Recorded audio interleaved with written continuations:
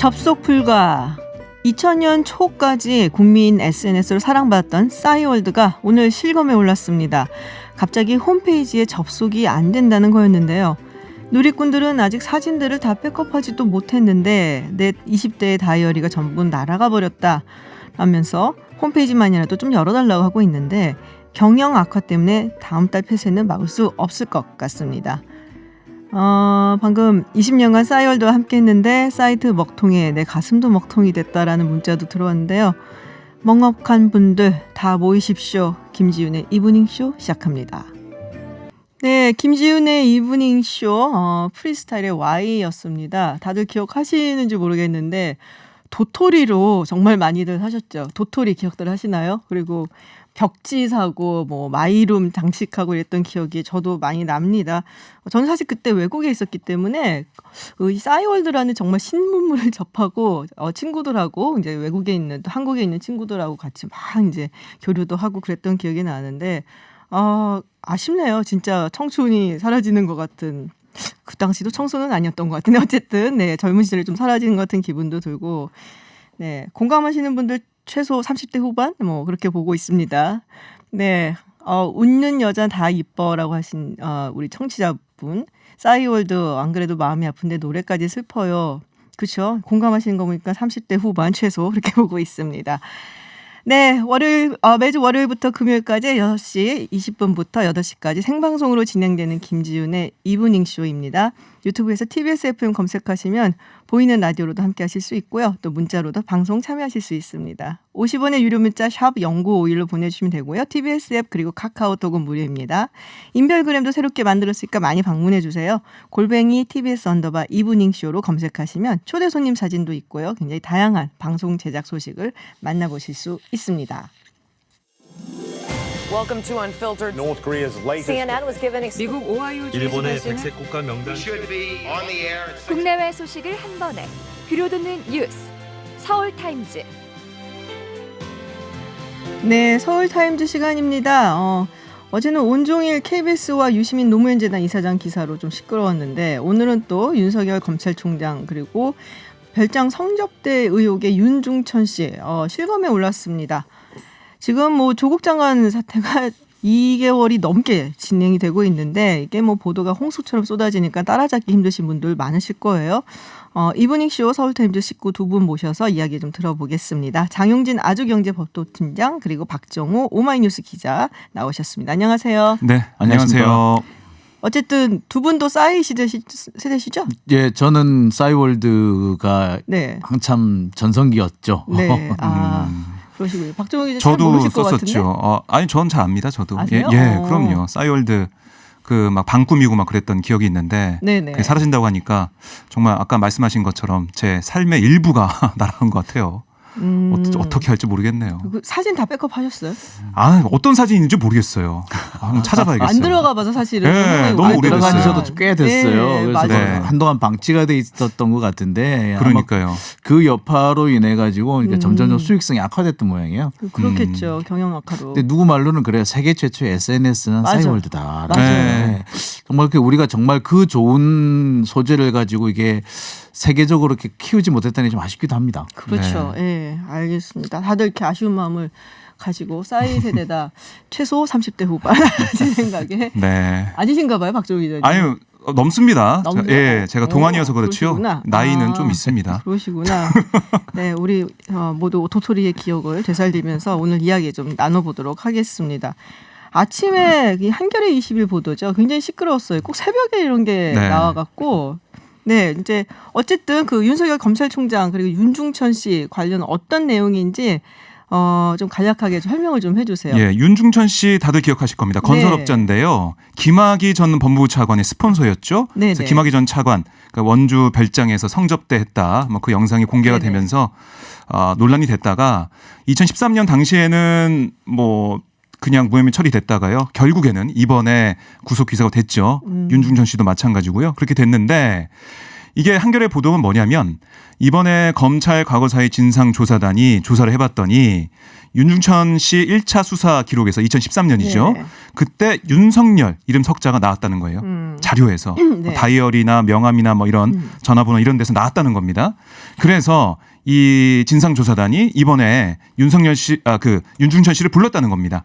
확인해 보려고 불러서 조사해봤더니 맞다. 윤석열 그 접대했다 이렇게 얘기가 나온 네, 거예요. 여기서 근데 사실 좀 조심해야 되는 게 윤중천 하면은 딱 떠오르는 게 성접대인데 네. 여기서 성접대는 아니고 그냥 접대를 했다라는 얘기가 그렇습니다. 성을 있었다라는 거죠. 빼고 봐줘야 됩니다. 접대입니다. 네, 네. 좀 그래서 원주 조심해야 별장에서 접대를 했다 네. 이렇게 한겨레가 보도를 했습니다. 근데 대검에서 즉각적으로 반박을 했어요. 윤석열 총장도 상당히 강한 어조로. 그러니까, 네. 이게 한겨레 기사 취지가 뭐냐면 이렇게 진상조사단이 윤석열 이름을 확인해서 보고서를 써서 올렸는데 네. 이게 결국에는 진실 여부에 대한 조사 한 차례 없이 사실관계 확인 없이 그냥 묻혔다는 거예요. 그러니까 이걸 당시에 지적하고 있는 조사, 거죠. 그 과거사 조사 진상조사위원회가 있었고요. 그 밑에 네. 조사단이 있었어요. 네. 그러니까 조사단에서 이 내용을 하나하나 확인해야 되는데, 그러니까 실제로 이게 정말 같든 안 같든 확인을 해야 되는데 그 확인 절차 없이 그냥 조사를 끝내버렸다.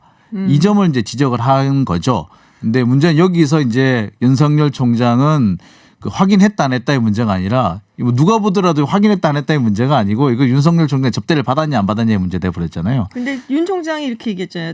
그러니까 건설업자의 대접을 받을 정도로 내가 막 살지 대충 살지 않았다. 않았다. 네. 세게 얘기를 했고 대검에서도 뭐 즉각적으로 반박을 하면서 법정 대응까지 이야기를 한 상황인데 사실 그 얘기가 나오고 있어요. 이게 벌써 한 7개월 전 얘기란 말이에요. 이 조사단이 네. 조사를 하고 했던 게 그러면은 윤석열 검찰총장이 되기 전이고 그렇다면 당시에 만약에 검찰총장이 된다고 이제 했을 때 한 2개월 전에 이미 진행이 됐을 때 민정수석이었던 조국 수석은 무엇을 했던 것이냐? 청와대에서 보고가 안 들어갔던 것이냐? 그렇다면 청와대는 덮은 것이냐? 뭐 이런 얘기까지 나오면서 자유한국당 측에서는 공격을 하고 나섰단 말이에요. 왜 지금 이 시기에 터졌냐? 뭐 이런 얘기들이 나오고 있는데요. 우선 이걸 취재한 기자는 네. 취재가 됐으니까 보도한 거다 뭐 이렇게 주장을 하고 있습니다. 그렇게 얘기를 했고요. 기사 쓴 기자는 얘기를 네. 했고요. 뭐 조국 장관 같은 경우는 오늘 법무통에서 입장을 냈어요.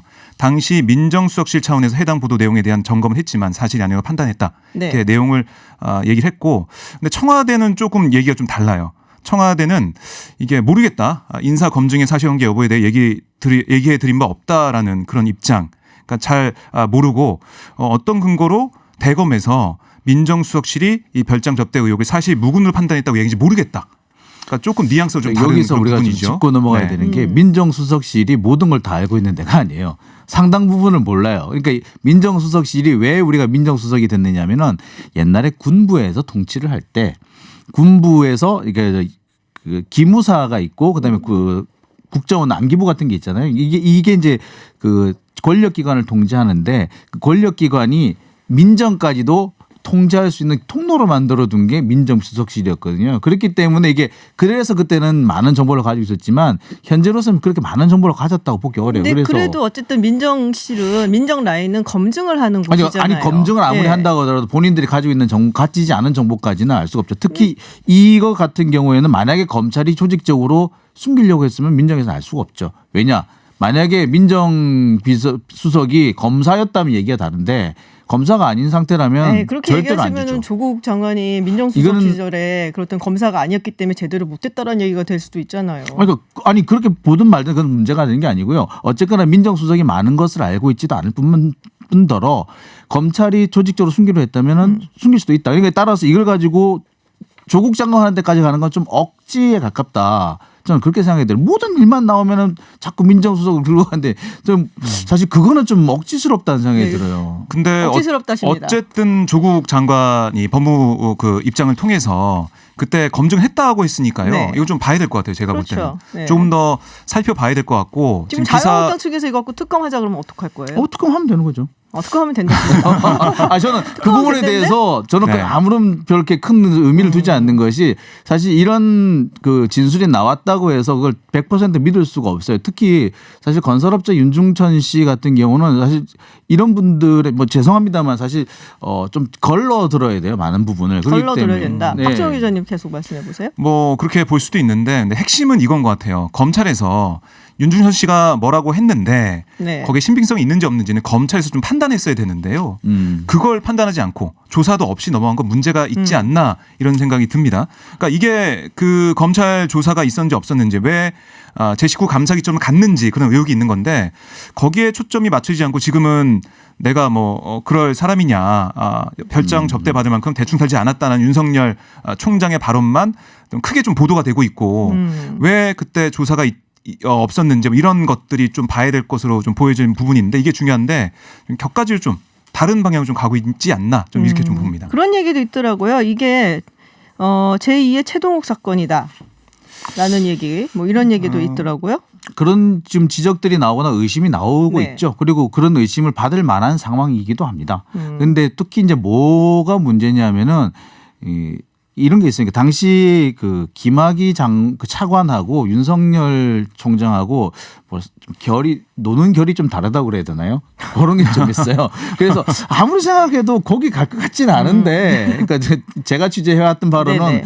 이상하게 그쪽하고는 좀 색깔이 다른데 이런 느낌은 있죠. 그러니까 뭐 특수부를 접대할 필요가 없었다 뭐 그런 얘기도 나오고 있는데 당시에 윤중천 씨가 뭐 그런 네. 얘기 나오고 있는데요.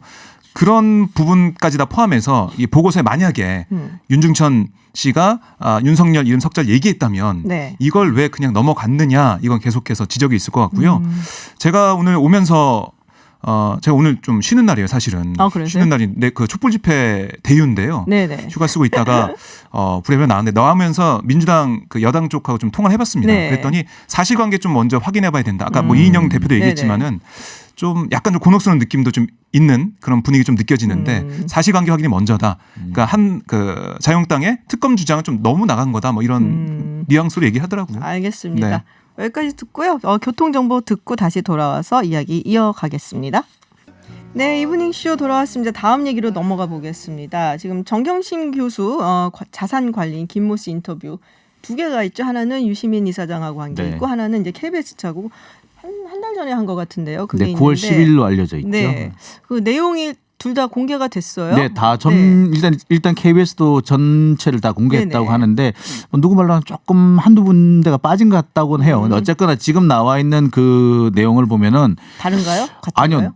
글쎄 제가 볼 때는 정말 많은 부분이 똑같아요. 그리고 표현까지도 똑같은 게 있어가지고 이게 내가 지금 유시민 이사장하고 대화한 걸 읽고 있는 건지 KBS하고 인터뷰 내용인지 중간에 읽다가 헷갈리기도 하고 그러거든요. 네네. 그 정도로 내용은 똑같습니다. 그렇군요. 그런데도 불구하고 그렇게 다른 내용이 나올 수 있다는 게 좀 놀랍긴 하네요. KBS에 들르셨다고. 네, 좀 전에 네, 들러가지고. 지금 분위기가 뭐 좋지는 않다고 제가 저도 들었는데. KBS 내부에서는 이제 여러 가지 그렇게 하는 것 같아요. 그러니까 우리가 비판받을 거는 받겠다. 네. 그렇지만 지금 좀 과도한 거 아니냐라는 분위기하고 또 한쪽에서는 비판할 거는 비판할 때 하더라도 우리가 하겠다. 이런 분위기도 좀 있는 것 같기도 하고요. 네네. 그리고 사실은 제가 이 과정을 보면서 좀 안타까웠던 게 너무나 뻔히 다 아는 그 후배 기자들이라서 네네. 좀 당황스럽기도 하고 마음이 아프기도 하고 한편으로는 이해도 많이 가더라고요. 그 정확히 KBS 측에서 기자들이 이야기하는 건 뭔가요? 지금 그러니까 내용이 있다는 거네. 먼저 이제 네. 진상조사위를 왜 꾸리냐 거기에 대한 반발이 많이 큰 것 같아요. 측에서. 예, 그러니까 우리 KBS 사측이, 그러니까 KBS 경영진이 네. KBS 기자들을 믿지 않고 이른바 뭐 유시민 이사장 편을 드는 게 아니냐 여기에 대한 배신감이랄까요? 그런 반발이 많이 커 보이고요. 네. 그러니까 우리는 당시 그 상황에 맞게 중요한 부분, 그러니까 이게 오촌 조카를 통해서 정경심 교수가 투자한 그 사모펀드 관련 부분이 네. 불법적인 부분이 있느냐 없느냐 그걸 검증한 건데 당연히 그 당시에 했을 만한 그런 보도인데 왜 이걸 가지고 지금 이 시점에 잣대를 가지고 비판하냐 거기에 대한 반발도 있는 것 같아요. 그렇군요. 네. 읽어보셨어요? 전문 두 개 다? 예, 저도 읽어봤는데 네. 글쎄 저도 아까 장영진 기자 네. 말처럼 좀 비슷해 보이고요. 네네. 그리고 KBS 보도 같은 경우는 그 보면 저희가 그 당시 한 달 전으로 시계를 돌리면은 문제가 됐던 게 뭐냐면 이 사모펀드가 정말 블라인드 형태, 블라인드 네. 깜깜이 펀드냐 네. 아니냐 거기에 대한 여러 가지 논쟁이 있었는데 정확히 이 부분에 대한 설명이 많이 나옵니다. 김경록 씨가 많이 얘기를 해요. 네. 그럼 이런 부분들을 좀 꼼꼼하게 첫 번째 꼭지가 아니라면 두 번째 꼭지에서라도 설명했으면 어땠을까. 아쉬운 부분이 좀 네, 있다. 그런 부분이 있어요, 저는. 그리고 좀 왜곡이라고 할 수 있는, 그러니까 이건 정말 왜곡이다라고 할 수 있는 부분이 있어요. 왜냐하면 이렇게 정경심 교수가 뭘 알았냐 몰랐냐 이렇게 계속해서 집중해서 이제 질문을 하는데 거기에서 이제 김병록 PB가 그런 얘기를 하죠. 아니 그게 중요한 게 아니고 이거는 블라인드 펀드라고 하더라도 이런 부분은 알려준다 원래. 그리고 법에도 허용돼 있다라는 얘기를 해요. 근데 그 부분이 빠져버렸어요. 그러니까 그 부분만 제대로 넣었었어도 이런 얘기는 안 들었을 겁니다. 근데 그 부분이 뭐냐면은 이제 공직자윤리법도 그렇고 또 자본시장법도 그렇고 그 투자를 하기 전에 투자 계약을 체결하기 전에는 다 알려줄 수 있어요.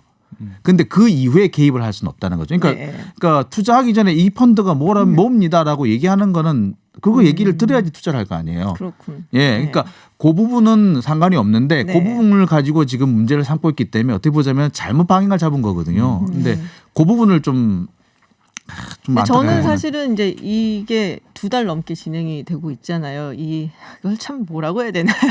근데 제가 맡고 있는 다른 프로그램도 다른 네. 이야기를 못 해요. 조국 대전이라고 하죠. 네, 그래서 이게 참 뭐랄까 다른 소식이 궁금하신 분들도 사실 많이 있으실 거고, 그러니까 너무 여기에 이제 매몰되는 느낌도 들고 온 나라가.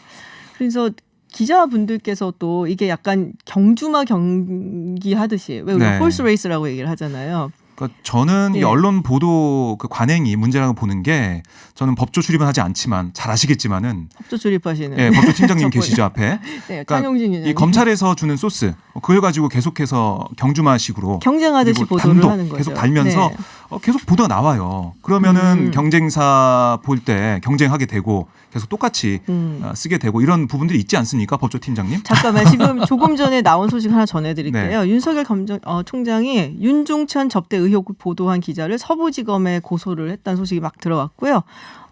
사건 진상을 신속하게 규명할 필요가 있고 그리고 수사 공정성을 위해서 보고는 안 받기로 했다라는 기사 지금 막 속보가 들어왔습니다. 법조팀장님, 네, 너무 이게 경주마식으로 보도 경쟁하는 거 아니에요? 뭐 지금 이 정도가 되면은 정말 다들 막 가자는 거죠. 지금 뭐 어디 한 군데도 제정신인 데가 없는 것 같아요. 지금 총장이 아무리 보고를 안 받아도 이게 총장 의식 안 할 수가 없고요.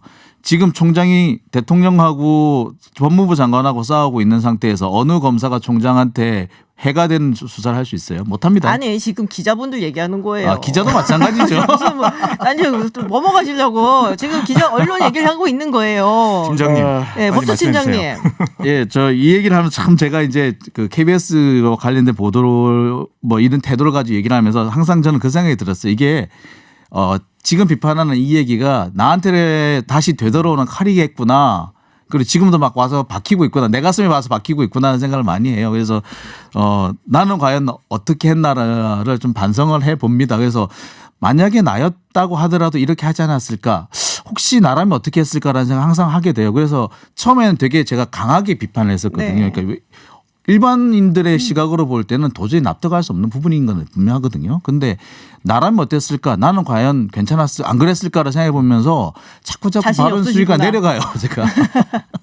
그러니까 뭐 특종을 하고 단독으로 보도를 하고 이런 게 기자들로서는 상당히 또 네. 그러니까 네. 특히 이제 수사 과정에서 나온 거기 때문에 이게 사람들 관심을 많이 끕니다. 네. 그러니까 그리고 안 하면은 저쪽에서 했는데 내가 안 하면은 또 그럼요. 욕을 먹을 수 있으니까. 이른바 물 먹는다고 하잖아요. 네. 그게 이제 조금 시간이 지나니까 그걸 또 극복이 되더라고요. 처음에는 이걸 보도를 자기가 주는 보도를 안 쓰잖아요. 그러니까 네. 정보를 안 쓰잖아요. 그러면 한동안 나를 안 만나요. 근데 어느 시점이 되니까 또 전화가 오더라고요. 그러니까 이제 약간 좀 느긋하게 기다릴 필요도 있는 것 같은데 너무 경쟁이 격화되고 서로 속보 경쟁은 나중에 보면은 속보가 거짓말인 경우도 너무 많단 말이에요. 지금. 확인을 네. 이렇게 잘 안 하고선 이제 일단 질러보는 거죠. 그리고 나중에는 보면은 그 속보만 쓰면 되는데 양념까지 막 치는 거예요. 그러면 이제 그렇죠. 이런 뭐 MSG 가. 전문 용어가 막 나오고 양념이 막 들어가면서 네. 이거는 속보라기보다 거의 소설에 가까워지는 경우가 있는데 소설 쓰기 경쟁이 돼버리는 거죠. 난 속보 경쟁만 해도 괜찮은데. 그러니까 왜냐면은 일단 나가고 나면은 사람들이 그 다음에 정정 맞습니다. 보도가 나와도 잘 몰라요. 그게 기억을 못하고. 큰 부분이죠. 문제죠. 네. 맨 처음에 그 인상만 있기 때문에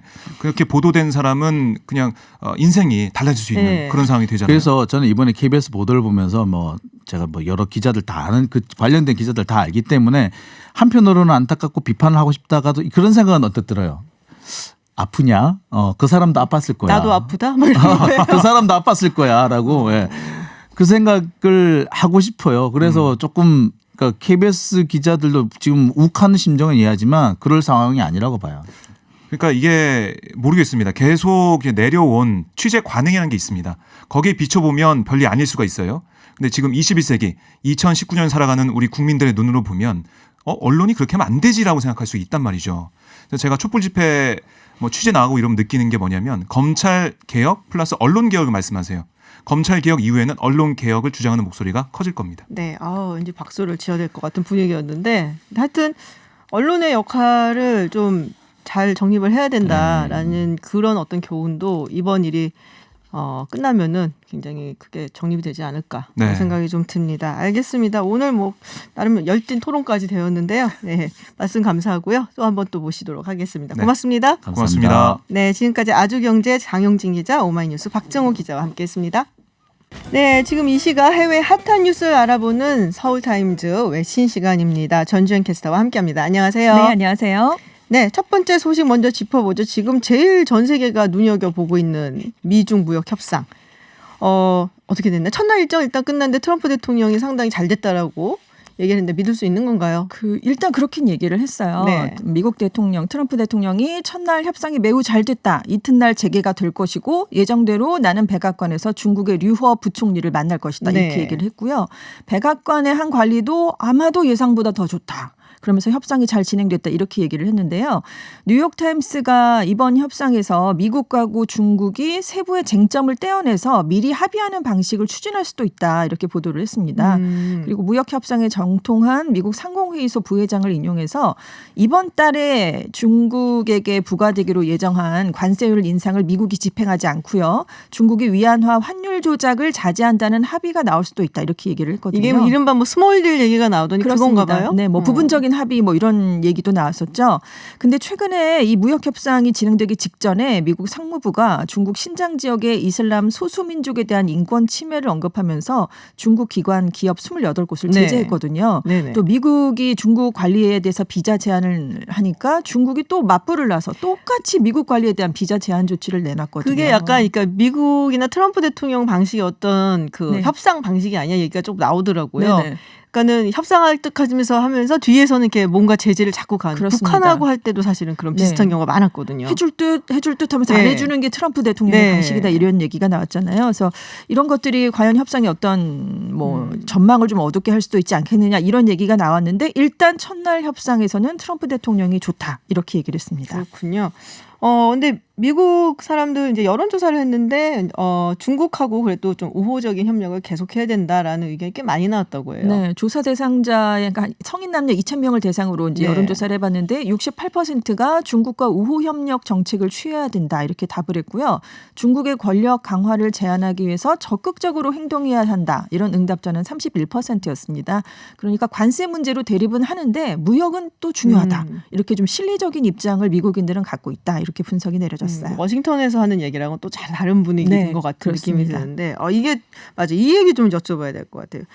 트럼프 대통령이 김정은 위원장하고 한 라인이 있는 건가요? 그러니까요. 왜냐하면 우크라이나 스캔들에 대해서 기자들이 질문하니까 나는 젤렌스키 대통령과의 전화통화가 아무런 문제가 없었어요. 이렇게 얘기를 하면서 왜냐하면 다른 국가 정상들하고도 아주 자주 통화를 합니다. 김정은 국무위원장과도 이렇게 얘기를 한 거예요. 예전에도 한번 그런 얘기 해가지고. 8월에도 그런 얘기를 라디오 방송에 나가서 했었죠. 그래서 또 싱가포르 회담 직후에 우리가 서로 전화번호를 교환했다 이런 얘기도 했었거든요. 그래서 한 라인이 있나? 이렇게 봤더니 실제로 전화 통화를 한 거는 아직 알려지지 않았거든요. 그래서 이번에도 트럼프 대통령이 약간 과장된 화법을 많이 사용하니까 이게 근데 정말 있는 건지 아닌 건지는 아무도 확실하진 않습니다.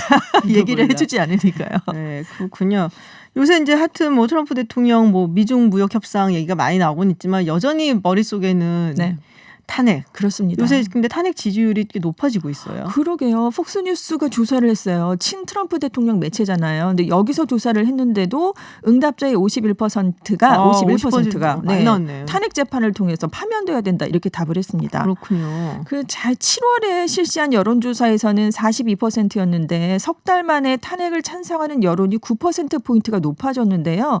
중요한 거는 공화당원, 백인 복음주의 기독교인, 농촌 지역의 백인들 이렇게 트럼프 대통령의 강력한 지지층에서도 탄핵 여론이 높아지는 추세를 보인다는 게 굉장히 중요한 점으로 지적이 됐습니다. 그 예전 그 여론조사랑 비교한 걸 제가 봤는데 닉슨 대통령이 탄핵 직전에 물러났잖아요. 그렇습니다. 근데 그 직전에 나왔던 그 탄핵을 해야 된다 찬성하는 비율이 한 46, 7%였어요. 그렇습니다. 그런데 그러다가, 물러났거든요. 네네.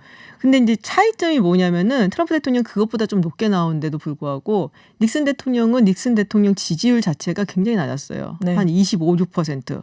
트럼프 대통령은 여전히 그래도 한 40%를 유지를 많이 유지하고 하니까 있고. 공화당 지지자들이 자기 지지자들 사이에서는 결집이 굉장히 잘 되어 있다. 그렇습니다. 그런 차이가 있는 것 같더라고요. 그리고 닉슨 대통령은 당을 좀 우선시하는 그런 선당 후사라고 이렇게 얘기를 하는데 트럼프 대통령은 전혀 본인의 상당히, 카리스마로 지금 휘어잡고 있는. 그것도 좀 다른 점이죠. 네, 그렇군요. 알겠습니다. 우크라이나 스캔들이 어떻게 보면은 서브 주연이라고 할 수 있죠. 젤렌스키 우크라이나 대통령이 오늘 무슨 신기록을 세웠던 얘기가 있어요? 세계 신기록을 세웠어요. 10일에 이제 기자회견을 열었는데 12시간이 넘었습니다. 세계에서 가장 긴 기자회견이다. 젤렌스키 대통령 측이 밝혔는데 내외신 기자가 300명이나 참석을 했어요. 그래서 기자 10명씩 한 조를 꾸려서 30분간 질의응답을 했는데 물어볼 게 너무 많잖아요. 그렇죠. 네, 이 트럼프 대통령하고 통화도 물어봐야죠. 러시아와 관계도 물어봐야죠. 그래서 회견 시간이 계속 길어졌는데 8시간이 지나니까 세계 최장 기자회견 기록을 경신했습니다. 이렇게 얘기를 했는데 정말요? 이후에도 4시간이 더 이어져서 그래서 12시간 넘게 회견을 진행했다고 합니다. 12시간을 어떻게 해요? 대단하죠. 네. 내용도 사실 궁금하긴 한데 그 내용이 얼마나 길까 생각해서 엄두가 안 나고 이럴 거면 엄두가 안 나요. 근데 잘했는지도 사실 되게 궁금한 그러니까요. 게 정치 경험이 전혀 없거든요. 네네. 원래 코미디언 출신이죠. 출신이니까요. 네. 네. 야, 예전의 기록은 누가 갖고 있었나요? 그러니까 그러면? 이 젤렌스키 대통령 측은 이전 기록이 뭐다라고 얘기를 해주진 않았어요. 네네. 근데 이제 우크라이나 언론이 이제 제시를 한 건데 세계 최장 기자회견 이전 기록이 벨라루스의 루카셴코 대통령이 2017년에 세웠던 7시간 20분이었답니다. 그것도 기네요. 네, 2013년에 차베스 전 베네수엘라 대통령이 TV 생중계로 국민과의 대화를 한 적이 있는데 그때는 8시간 6분이었대요. 근데 12시간을 기록한 거니까 훌쩍 넘었어요. 그러게요. 네. 대단한데요. 알겠습니다. 터키 소식 가지고 오셨어요. 네. 진짜 안타까운 소식인데. 작전이 이틀째를 맞고 있잖아요. 많은 사람들이 또 피난하고 있다고. 네, 그러는데. 그렇습니다. 지금 쿠르드 민병대에서 29명, 터키군에서 17명이 전사했다. 이런 게 이제 통신 보도로 나오고 있고요. 교전 지역에서 40명의 주민 사상자가 발생을 했고요. 국경 주민 7만 명이 피난길에 첫날부터 올랐습니다. 그렇군요. 근데 피난민이 앞으로 이 상황이 악화되면 30만 명으로 늘어날 것으로 예상이 되거든요. 그런데 문제는 지금 여기에 겨울이 다가오고 있잖아요. 네. 그래서 피난민들이 피난을 가도 쉴 곳을 찾기가 더 어려워질 것이다. 이런 우려가 나오고 있습니다. 그렇군요. 하여튼 뭐 이것 때문에 트럼프 대통령은 뭐 국내에서도 굉장히 네. 많은 비판을 받고 있는 것 같아요. 그렇습니다. 공화당 내에서도 그렇고. 토사구팽이다. 동맹을 버렸다. 네. 동맹 늘 돈으로 사려고 한다. 이런 네. 얘기가 많이 나오고 있죠. 참 뭐 여러 가지 굉장히 복잡한 이야기가 있는데 언제 네. 저희가 한번 시간을 내갖고 그 부분은 터키가 왜 그런가, 미국은 또 트럼프 대통령이 왜 이런 선택을 했을까, 이런 부분에 대해서 좀 이야기를 나중에 나눠보도록 하고요. 네. 마지막 소식으로 홍콩 시위에 우리 따거 네. 주윤발이 등장을 했다고. 주윤발이 온몸에 검은 옷을 입고 검은 마스크를 입은 사진이 홍콩 언론에 등장을 하면서 반정부 시위에 참여를 했다 이렇게 알려진 거예요. 그래서 이제 화제가 굉장히 많이 됐는데 사실 알고 보니까 이게 6월에 찍힌 사진이었다라는 이제 반론 6월이요? 보도들이 나왔습니다. 그러니까 복면 시위법은 지난 5일부터 시행이 됐잖아요. 그렇죠. 근데 6월에 이미 이제 예전에 찍은 사진이니까. 근데 지금 우산혁명 시위 때 굉장히 반대하는 그렇죠. 그런 성명을 내서 이제 많은 불이익을 받았잖아요. 근데 이번 시위에 대해서는 지금 아직 아무 반응이 없고 자기 사진이 이번에 이렇게 화제가 됐는데 아직까지 입장은 밝히지 않고 있습니다. 여러 가지로 뭐 불이익을 많이 당했다는 얘기가 있더라고요. 그렇습니다. 그것 때문에. 네, 출연 금지를 많이 당했죠. 네, 그리고 뭐 거기에다 좀 험악한 소식도 있어요. 뭐 민주화 시위에 참여했던 여대생이 경찰에게 성폭력을 당했다. 네, 소니아 응이라는 네네. 그 여대생이 자기 실명을 밝히고 내가 성폭력을 당했다 이렇게 얘기를 했는데 실명 이게 그동안 의혹이 많았거든요. 네. 뭐 성폭력도 당했다, 지금 뭐 구타를 당했다 했는데 실명 공개가 된 건 이번이 처음입니다. 그렇군요. 네. 아, 참 홍콩 사태는 계속 한번 예의주시를 해봐야 될 네네. 것 같습니다. 뭐 많이 빨리 이렇게 진정될 것 같지는 않고요. 네, 오늘 외신 정리해 주셨습니다. 전주현 캐스터 고맙습니다. 네, 감사합니다. 네, 저는 잠시 후 7시에 김지윤의 픽으로 돌아오겠습니다.